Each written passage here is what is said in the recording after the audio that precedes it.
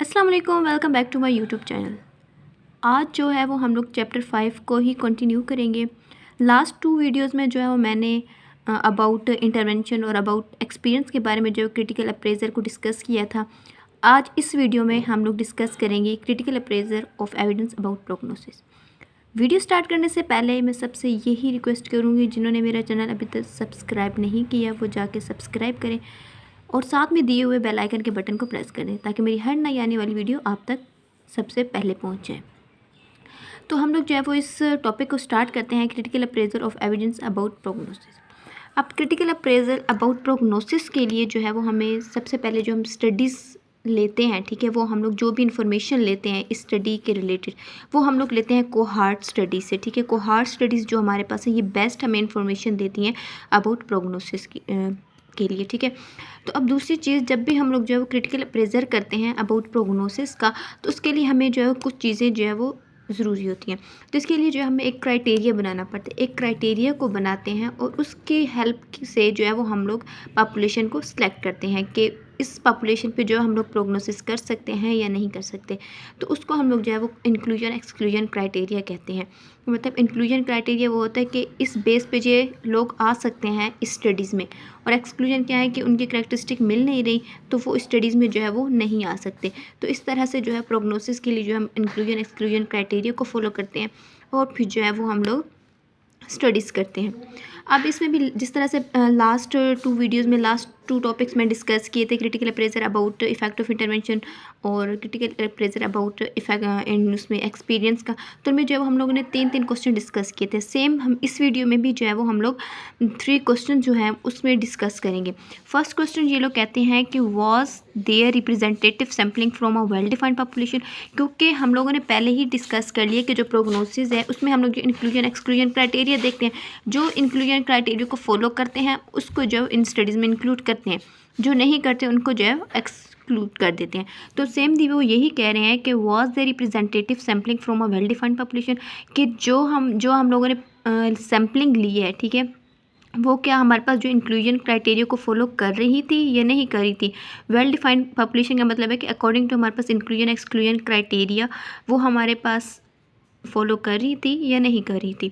तो सपोज जैसे हम लोगों ने एक इंक्लूजन क्राइटेरिया रखा हुआ है कि हम लोगों ने जो पेशेंट्स लेने हैं, एक तो वो जो है एक्यूट कंडीशन के होने चाहिए और उनकी एज जो है वो हमारे पास जो है वो 20 to 30 में जो वेरी कर रही हो। तो ऐसे लोगों को जो है वो हम लोगों ने स्टडीज़ में लेना है। अब दूसरी तरफ अगर हम लोग कह देते हैं कि हम लोग जो क्रोनिक कंडीशन के पेशेंट को लेना है, उनके जो है वो 50+ एज हो, तो सिर्फ हम ऐसे ही लोग लेंगे जो हमारे इस क्राइटेरिया को जो है वो मीट अप कर रहे हो। उन लोग को नहीं लेंगे जो हमारे पास एक्यूट स्टेज के हों या इस तरह के, उनको हम नहीं लेंगे इन स्टडीज़ में। तो सेम दी वे हम लोग जो है इसमें एक टारगेटेड पॉपुलेशन लेते हैं। टारगेटेड पॉपुलेशन वही होता है जो हमारे इंक्लूजन क्राइटेरिया को जो है वो मेटअप कर रही होती हैं। और इसी तरह यहाँ पे उन्होंने एग्जांपल दी है कि एक हमारे पास जो हम लोगों ने प्रोग्नोसिस की जो है वो हम लोगों ने किया था क्रिटिकल अप्रेजर, तो उन्होंने जो है वो कोहार्ट स्टडी जो है वो की थी। तो उन्होंने जो है वो एक्यूट लो बैक पेन के पेशेंट्स दिए थे, क्योंकि उनका इंक्लूजन क्राइटेरिया ही यही था कि हमने जो है वो एक्यूट लो बैक पेन के पेशेंट्स लेने हैं। ठीक है, और उसके अलावा उनकी जो एज है वो 18 उन्होंने बताई हुई है। ठीक है, एक क्राइटेरिया। अब जो हमारे पास जो बैक पेन, एक तो back pain, low back pain और एज 18, और जिनको हमारे पास 1 जून से 7 नवंबर के दरमियान जो है वो कंप्लेन आई है, वो इस एलिजिबल क्राइटेरिया में जो है वो ले आउट कर सकते हैं। ठीक है, अब जो हमारे पास जो है वो उन्होंने ये बात की कि जो वो पेशेंट जो एक्यूट कंडीशन में उनकी पेन 72 और से जो है वो लेस देन जो है वो हो, और उसके साथ वो रेडिएट भी ना कर रही हो, तो उन पेशेंट्स को जो हम लोगों ने स्टडीज़ में लेना है। तो इस तरह से जो है वो हम लोगों ने इंक्लूजन एक्सक्लूजन क्राइटेरिया को लेना है। और दूसरी चीज़, एक तो हम लोगों ने ना प्रोग्नोसिस में इंक्लूजन एक्सक्लूजन क्राइटेरिया, और दूसरी जो हम लोग सैम्पलिंग लेते हैं ना, मतलब पॉपुलेशन से जो सैंपल ले रहे होते हैं स्टडी के लिए, वो हम कंजक्टिव सैम्पलिंग यूज़ करते हैं। कंजक्टिव सैम्पलिंग यही होती है ना कि जिनमें हम लोग एक इंक्लूजन एक्सक्लूजन क्राइटेरिया रखते हैं और उस क्राइटेरिया की हेल्प से जो है वो हम लोग एक सैंपल ले रहे होते हैं। तो इस तरह से जो है वो कंजक्टिव सैम्पलिंग होगी। तो यहाँ पे फिर उन्होंने यही बात की है कि जो हमारे पास जो है वो सिंपल कंजक्टिव केसेस क्या होते हैं कि जो है वो हम लोग जितने भी एलिजिबल पार्टिसिपेंट्स थे ना, उनको जो है वो हम लोग रिक्रूट करते हैं। ठीक है, हम लोग लेते हैं और हम लोग ये करते हैं कि जितने भी हमारे सैंपल थे वो रिप्रेजेंटेटिव थे, कि मतलब वो इंक्लूजन क्राइटेरिया को फॉलो कर रहे थे। ठीक है, इस तरह से ये चीज़ उन्होंने बता दी। अब जो है वो नेक्स्ट जो है वो हम लोगों ने यहाँ पे उन्होंने क्वेश्चन सेकंड हमारे पास आता है कि was there a inspection cohort, mean to say के इंस्पेक्शन कोहॉर्ट का मतलब ये है कि जो हम लोगों ने स्टडीज़ ली हैं, जो स्टडीज़ हमने ली हैं उनमें जो डिज़ीज़ है वो है, मतलब अभी इनिशियली उनको डिज़ीज़ हुई है, उनको काफ़ी टाइम से डिज़ीज़ है। तो ये चीज़ जो है वो हम लोग लेते हैं, या कि हम लोग जो है वो स्टार्टिंग पॉइंट जो है वो डिज़ीज़ का उन पेशेंट को ले रहे हैं, या जिनकी जो है वो डिज़ीज़ जो है वो प्रोलॉन्ग है उन पेशेंट्स को ले रहे हैं। तो यहाँ पे उन्होंने दो टर्म जो है वो यूज़ की, एक सर्वाइवर कोहॉर्ट की बात की है। सर्वाइवर कोहॉर्ट हमारे पास बेसिकल वो होते हैं कि जिनकी जो है वो कंडीशन लॉन्ग टर्म हो और वो उस डिज़ीज़ से जो है वो सर्वाइव कर गए, उनकी डेथ वगैरह नहीं हुई हो, मतलब क्रॉनिक कंडीशन में चली गई है कि मतलब उनकी डिज़ीज़ को कोई 10 साल हो गए हों, 3 साल 4 साल, मतलब वो सर्वाइव कर गए हों उन कंडीशन के, मतलब उनको अभी वो डिज़ीज़ है और उससे सर्वाइव करें, उनको जो है वो सर्वाइवर कोहॉर्ट कहते हैं। ठीक है, who currently have the condition. ठीक है, और इंस्पेक्शन कोहॉर्ट वो होती है कि जिनको अभी अभी जो है वो डिज़ीज़ हुई है। ठीक है, अब जो हम लोगों ने यहाँ पे स्टडीज़ लेनी वो इंस्पेक्शन कोहॉर्ट की लेनी है कि जिनको अभी अभी डिज़ीज़ हुई है, ना कि उनको लेने जो हमारे पास सर्वाइवर कोहॉर्ट है। ठीक है, जिनको जो है वो लॉन्ग टाइम से कंडीशन है। ठीक है, क्योंकि ये हमारे पास जो है ना सर्वाइव का पोटेंशियल जो है वो 22 कास कर सकते हैं, इस वजह से जो है वो हमारे पास ये जो है वो हम लोग बाइसेंस की तरफ जाओ तो हम ज़्यादातर जो है वो सर्वाइवर कोहॉर्ट को नहीं, हम लोग इंस्पेक्शन कोहॉर्ट को लेते हैं, क्योंकि ये हमारे पास जो है वो बाइसेंस कास नहीं करवा। तो उसके बाद उन्होंने ये बात की है कि हमारे पास हम लोग बेसिकली बाइसेंस इस वजह से आ रही होती है प्रोग्नोसिस में, क्रॉनिक कंडीशन में, कि वो हमारे पास जो है वो उन पेशेंट से उनका जो है वो प्रोग्नोसिस डिफरेंट होता है जिनको अभी कंडीशन डेवलप हुई होती है। ठीक है, तो इस तरह से जो है बाइसनेस आ सकती है। एक तो वो पेशेंट जिनको काफ़ी टाइम से जो है वो डिजीज़ है, ठीक है, और एक वो पेशेंट जिनको अभी डिजीज़ हुई है, तो दोनों की जो प्रोग्नोसिस है वो ज़ाहिर बात है जो है वो डिफर हो कर सकती है। अब ज़्यादातर ये होता है कि जिनकी कंडीशन क्रॉनिक स्टेज में चली है तो उनको जो है वो रिकवरी में जो है वो ज़्यादा टाइम लगता है एज़ कम्पेयर टू वो लोग जिनको जो है वो अभी अभी डिजीज़ हुई है, वो जल्दी ठीक हो सकते हैं। ठीक है, तो इस तरह से जो है ये हमारे पास जो बाइसनेस काज कर सकते हैं। अब बहुत सारी ऐसी कंडीशन हो सकती हैं जैसे जो पीपल जो है वो लॉन्ग स्टैंडिंग डिजीज़ होते हैं, वो हमारे पास जो है वो बहुत बुरी जो है वो उनको प्रोग्नोसिस मिली होती है और वो हमारे पास जो है वो अभी तक ठीक नहीं हुए होते। ठीक है, इस वजह से सर्वाइवर कोहॉर्ट जो हमारे पास जो है वो सही से जो है वो रिजल्ट नहीं दे, बैड प्रोग्नोसिस की तरफ जाते हैं। लेकिन दूसरी तरफ अगर देखें कि हमारे कुछ पेशेंट्स लॉन्ग स्टैंड डिजीज़ जो है वो सर्वाइव कर जाते हैं और उनकी वो ठीक भी हो जाते हैं, तो उनकी जो है प्रोग्नोसिस जो है वो बेटर होती है। ठीक है, तो इस तरह से जो है वो हम लोग इस स्टडीज़ में जो है वो हम इंस्पेक्शन कोहॉर्ट की तरफ जो है वो ज़्यादा जाते हैं। ठीक है, हो गया। नेक्स्ट यहाँ पे उन्होंने हमें बात की है कि थर्ड क्वेश्चन में कि हमारे पास वर देयर कंप्लीट और नियर कंप्लीट फॉलोअप, तो सेम ये इस तरह वाली बात ही होगी जिस तरह हमने फैक्टर इंटरवेंशन में की थी कि हम जो है फॉलोअप लेते हैं पेशेंट्स का, और ये भी हमारे पास जो है ना देखते हैं कि पेशेंट्स ने कंप्लीट फॉलोअप ली है जो हम लोगों ने उनको बताया, या हम उन्होंने कंप्लीट फॉलोअप नहीं लिया, ये चीज़ जो हम लोग इसमें डिस्कस करते हैं। अब यहाँ पे भी जो है हमारे पास है ना वो बाइसनेस काज हो सकती है। किस तरह से काज हो सकती है कि अब हमारे पास जो है वो अगर कुछ लोग होते हैं वो जो है वो ड्रॉप आउट हो कर जाते हैं, मतलब वो जो है वो फॉलोअप नहीं पूरा लेते। ठीक है, तो वो हमारे पास बाइसनेस काज से कर सकते हैं, क्योंकि कुछ पेशेंट्स ऐसे जो फुल कंप्लीट फॉलोअप लेते हैं उनका रिजल्ट जो है वो जो हमारे पास जो ड्रॉप आउट हो जाते हैं उनके रिजल्ट से जो डिफरेंट हो जाता है, तो इस वजह से बाइसनेस हो जाती है।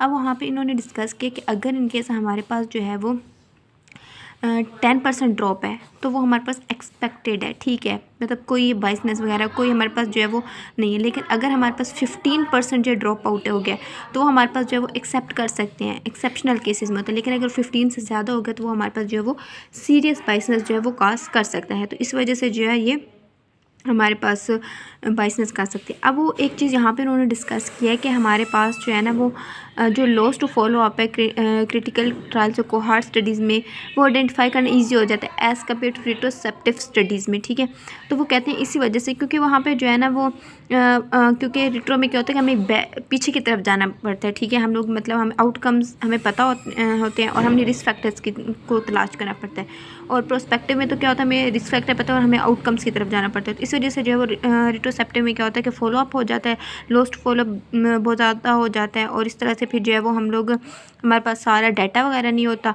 तो जो है वो हम लोग इसी वजह से जो है ना वो नहीं कर रहे होते। ठीक है, अब उसके बाद हमारे पास नेक्स्ट हमारे पास आता है क्रिटिकल अप्रेजल और एविडेंस अबाउट डायग्नोसिस। पहले तो जो है वो हम लोगों ने डिस्कस किया अबाउट प्रोग्नोसिस के बारे में, सेम अब यहाँ पे डायग्नोसिस।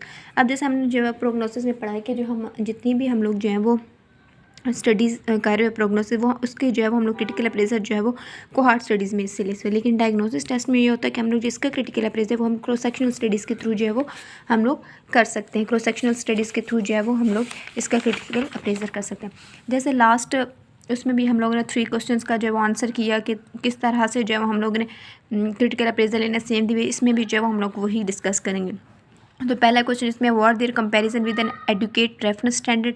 सेकंड क्वेश्चन उन्होंने कहा कि जो हमारे पास वाज द कंपैरिजन ब्लाइंड। और थर्ड हमारे पास उन्होंने किया did study sample consist of participant from whom there was diagnostic uncertainty.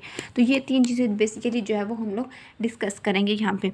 तो फर्स्ट उन्होंने कहा कि what there comparison with an adequate reference test, मतलब एक हमने जो डायग्नोस्टिक टेस्ट किया, ठीक है, गोल्ड स्टैंडर्ड टेस्ट हम लोगों ने किया, क्या उसको हम लोगों ने किसी रेफरेंस स्टैंडर्ड टेस्ट के साथ और रेफरेंस स्टैंडर्ड टेस्ट के साथ जो हम लोग कंपेयर किया कि मतलब हम लोगों ने एक डिजीज़ स्पेसिफिक, ठीक है, लो बैक पेन है, तो उसमें हम जो फिजियोथेरेपी टेस्ट तो हम लोगों ने कर लिया, एक बायोमैकेनिकल टेस्ट हम लोगों ने कर लिया, SLR, क्या उसको जो हम लोगों ने रेफरेंस स्टैंडर्ड मतलब MRI वगैरह से चेक किया कि वाकई हम लोगों ने जो डायग्नोस बनाया वो ठीक है या नहीं है। तो इस तरह से जो कह रहे हैं कि हमारा जो है वो कंपैरिजन करना वो हमारे पास ज़रूरी होता है, क्योंकि वो हमें जो है एक्यूरेट और वैलिड रिजल्ट्स वगैरह जो है वो हम लोग दे देते हैं।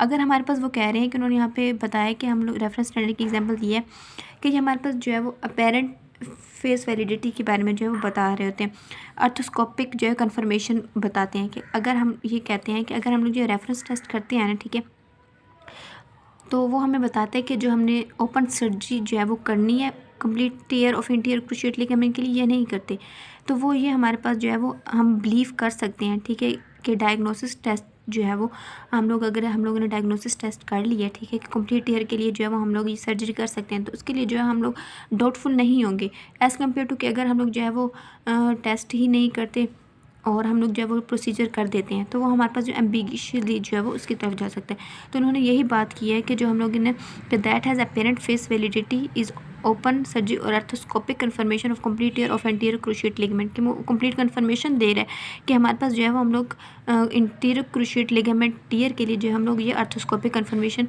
करवा सकते हैं। और ठीक है, और दूसरा उन्होंने कहा it is reasonable to believe that the diagnosis of complete tear could be made unambiguously at surgery, ठीक है। On the other hand, the diagnosis of partial tear is more difficult and the surgical presentation may be ambiguous हो सकती है. Thus, open surgical exploration and arthroscopic examination are excellent reference standard for diagnosis of complete tear, ठीक है। तो ये बात करते हैं कि जब हम लोग जो है वो कंप्लीट टीयर होगा तो हम लोग जो वो आर्थोस्कोपिक बता सकते हैं कि जो है कंप्लीट टीयर है, तो हम लोग जो है वो जो है वो रेफरेंस स्टैंडर्ड टेस्ट ही बताता है कि कंप्लीट टीयर है, तो हम लोग जो है आर्थोस्कोपिक कर सकते हैं, इसमें कोई डाउट नहीं है। लेकिन अगर जो है वो हमें पता नहीं है कि ये हमारे पास कंप्लीट टीयर है या पार्शियल टीयर है, क्योंकि पार्शियल टीयर के लिए तो हम लोग आर्थोस्कोपिक एग्जामिनेशन नहीं कर सकते ना, तो इस वजह से जो है अगर हम लोग पता ही नहीं होगा कि ये पार्शियल है कंप्लीट है, अगर हम लोगों ने आर्थोस्कोपिक कर लिया तो फिर जो है वो हमारे पास जो है वो डाउटफुल की तरफ जाता है। तो इस वजह से जो हमारे पास जो है वो MRI टेस्ट जो है वो बहुत ज़रूरी होता है।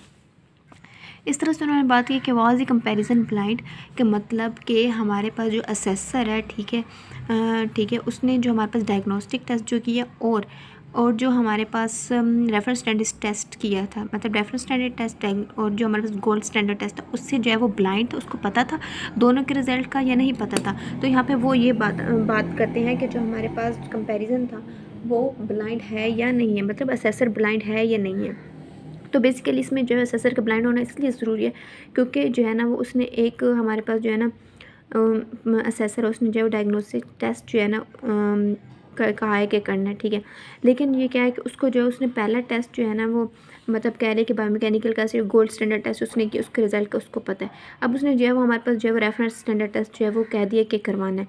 अब सम टाइम ऐसा होता है कि रेफरेंस स्टैंडर्ड टेस्ट जो है वो सही से उसके रिजल्ट पता नहीं लग रहे होते, तो वो जब उसको पहले से जो है वो रिज़ल्ट का पता होगा जो उसने गोल्ड स्टैंडर्ड टेस्ट है, तो वो उसी की जो है वो कंक्लूजन इसमें कर देगा। तो इस वजह से वो यहाँ पर उन्होंने बात की कि असेसर का ब्लाइंड होना ज़रूरी है, उसको नहीं पता होना चाहिए कि क्या रिजल्ट्स हैं। तो इसी वजह से उन्होंने कहा है कि इस चीज़ को जो है वो हम लोग इस तरह से कर सकते हैं कि जो डायग्नोस्टिक टेस्ट है ना उसको जो है वो रेफरेंस स्टैंडर्ड टेस्ट से पहले जो है वो हम लोग करवा लें, ताकि जो है ना वो एक असेसर है उसको जो है वो पता ना हो। इस तरह से जो हमारे पास बाइसनेस है उसको कम कर सकते हैं। यहाँ पे थर्ड क्वेश्चन उन्होंने कहा है कि did this study sample consist of participant from whom there was diagnostic uncertainty. उन्होंने कहा कि हम लोगों ने जो है वो उन पेशेंट से सैंपल लिए जिनको जो अपनी डायग्नोसिस कंप्लीट नहीं पता था। तो हम लोगों ने बेसिकली इस स्टडीज़ में ऐसा करना होता है कि ऐसे पॉपुलेशन से ऐसे सैंपल कलेक्ट करना होता है कि उन लोगों को लेना होता है जिनको अपनी डायग्नोसिस कंफर्म नहीं है कि इधर मुझे ये डायग्नोस, उनको सिम्टम्स तो आ रहे होते लेकिन उनको ये नहीं पता होता कि मुझे ना ये डिजीज़ है। तो इस स्टडीज़ में बेसिकली जो है वो हम लोग ये लेते हैं। अब इसमें हम 2 स्टडीज़ कर रहे होते हैं, एक हम कोहॉर्ट स्टडीज़ कर रहे होते हैं और एक हम जो है वो केस कंट्रोल करते हैं। अब कोहॉर्ट स्टडीज़ हमारे पास बायसनेस नहीं कास्ट कर रही होती। किस तरह से बायसनेस नहीं कास्ट कर रही होती कि इसमें जो है वो हम लोग वो पार्टिसिपेंट्स लेते हैं जो सस्पेक्टेड होते हैं कि उनको जो है ना ये डिज़ीज़ हो सकती है लेकिन उनको पता नहीं होता, ठीक है। तो इस तरह से ये होते हैं। और दूसरी हमारे पास जो है वो केस कंट्रोल ये होती है कि उनको पता होता है कि ये हमारे पास जो है ना वो डिज़ीज़ है और फिर जो है वो उसका टेस्ट करवाने आ रहे हैं। तो ये हमारे पास जो है ना वो बायसनेस की तरफ जो है वो जा रही होती है चीज़। तो ये बेसिकली हमारे पास था डायग्नोस्टिक टेस्ट की जो हम लोगों ने स्टडीज़ की थी, ठीक है। तो ये हमारे पास था ऑल अबाउट दिस चैप्टर। तो अगर आप लोगों को वीडियो अच्छी लगी हो और तो इस वीडियो को शेयर, सब्सक्राइब और कमेंट ज़रूर कीजिएगा।